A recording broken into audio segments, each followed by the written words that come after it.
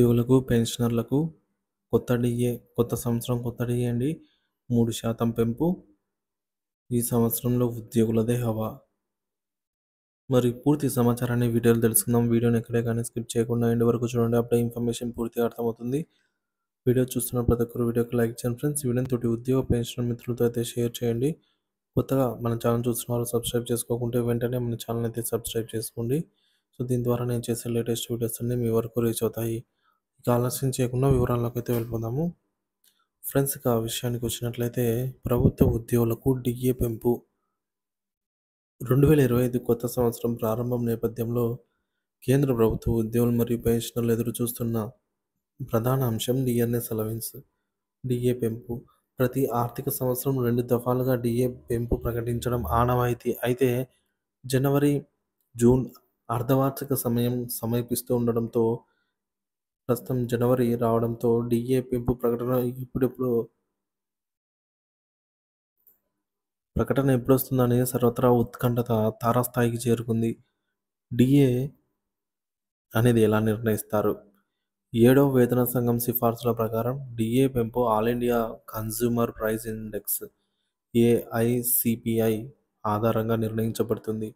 AICPI దేశవ్యాప్తంగా పెరిగిన ధరలు మరియు ద్రవ్యోల్బణం అంటే ఇన్ఫ్లేషన్ ఆధారంగా రూపొందించబడే సూచి డిఏ పెంపు. ఈ సూచీలో మార్పుల ఆధారంగా డిఏ శాతం నిర్ణయిస్తారు. డిఏ పెంపు అంచనాలు 2025 అక్టోబర్ 2024 వరకు ఏఐసిపిఐ విలువ 144.5గా నమోదైంది. నవంబర్ మరియు డిసెంబర్ నెలల డేటా ఆధారంగా ఇది 145.3కు చేరుకునే అవకాశం ఉంది. ఈ ఆధారంగా జనవరి 2025లో డిఏ 3% పెరుగుతూ 53% నుంచి 56% వరకు చేరుకునే అవకాశం ఉందని నిపుణులు అంచనా వేస్తున్నారు.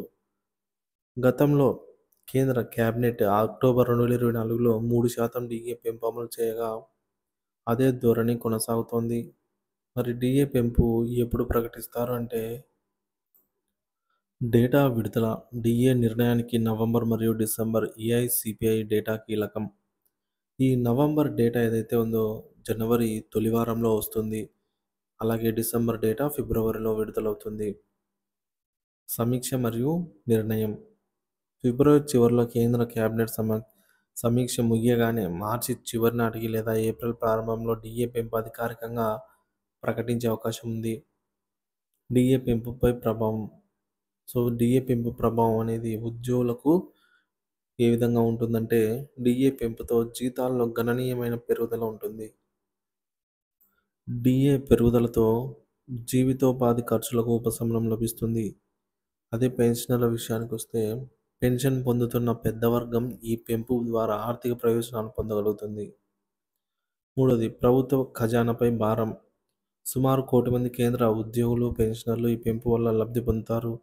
దీనికోసం భారీగా నిధులు అవసరమవుతాయి. ఇతర ఆసక్తికర అంశాలు. గత డిఏ పెంపు వివరాలు. అక్టోబర్ 2024లో 50% నుంచి 53%కి డిఏ పెంచారు. ఇదే ధోరణి కొనసాగితే 2025 జనవరిలో 56%కి డిఏ చేరుకునే అవకాశం ఉంది. అంతర్జాతీయ ప్రభావం. గ్లోబల్ మార్కెట్లో కొనసాగుతున్న ముడి చమురు ధరల పెరుగుదల ఆహార ధరలలో ఏఐసిపిఐ విలువపై ప్రభావం చూపవచ్చు. రాష్ట్ర ప్రభుత్వాలపై ప్రభావం. కేంద్రం డిఏ పెంపును అనుసరించి